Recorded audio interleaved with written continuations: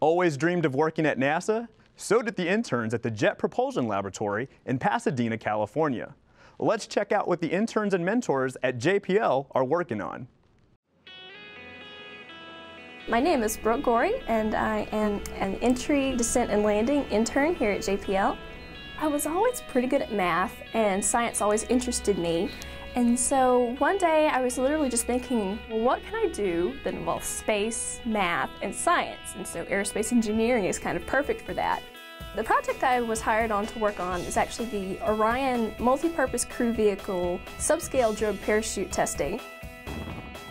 Orion is NASA's newest manned spaceflight vehicle. It's going to be taking the astronauts outside of low Earth orbit. Orion actually features 8 parachutes. The 2 initial parachutes that provide that initial deceleration and stabilization of the vehicle are called the drogue parachutes.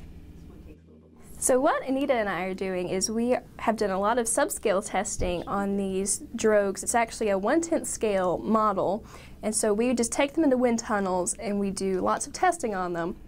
Anita is a senior engineer here at JPL, so she's also in the Entry, Descent, and Landing and Advanced Technologies group.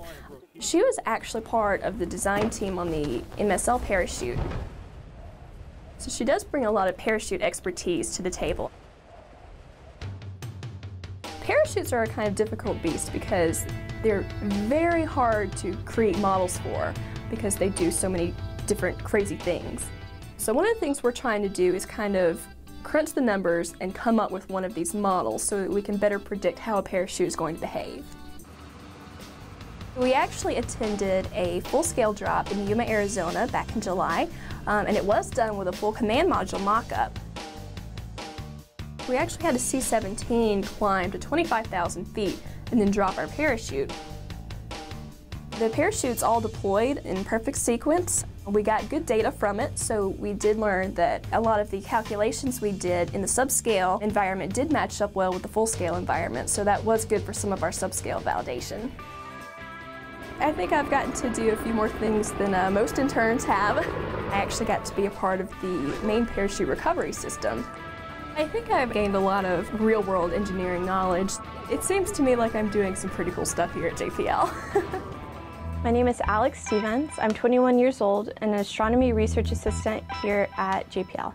I went to the University of Texas in Austin and I studied astronomy. JPL offers a wide variety of things that you can get into while you're here as an intern. I've been on all these tours with people in my internship group. Instead of just staying in my office, I can go and look at projects that deal with the rover, projects that deal with, basically creating robots. I was also privileged to watch Endeavour fly over, which was really interesting. Everyone at JPL was so excited about it.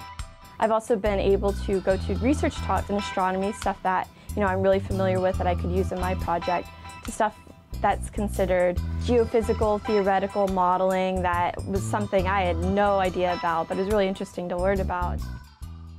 Here at JPL, I'm basically working on stellar evolution. What we're looking at is seeing how dying stars change from spherical shapes to these dazzling planetary nebula, asymmetrical kind of blob shapes.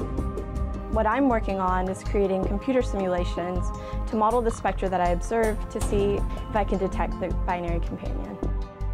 We basically know how stars start from the beginning to how they end, but this very last stage is kind of a mystery. We don't know how it's going from one shape to the other, why it's doing this, how it's interacting with its environment. And so basically discovering this little missing link will pretty much complete the stellar evolution chain. All the knowledge that you need for your internship you pull from a variety of sources. You learn stuff in school that you will retain and that you use here. But working with a mentor is really a two-way street. He teaches me things and I teach him things. And so I'm always learning constantly from him and taking these concepts. If I discover something different in my experiment, that's kind of an interesting result, we'll go through and talk it over and basically figure out what's going on. My advice would be to always follow your dream, no matter how far-fetched they may seem. So maybe I was a little girl and I just wanted to talk to aliens, that's all I wanted to do. And that little girl decided she wanted to be an astronaut. She decided to get into math and science. And that led me to pursue a degree in astronomy. And this degree has led me to research, and research has basically landed me here at JPL. So maybe I'm not talking to aliens, but I really like where I ended up, and I'm very proud of myself and happy with how everything turned out.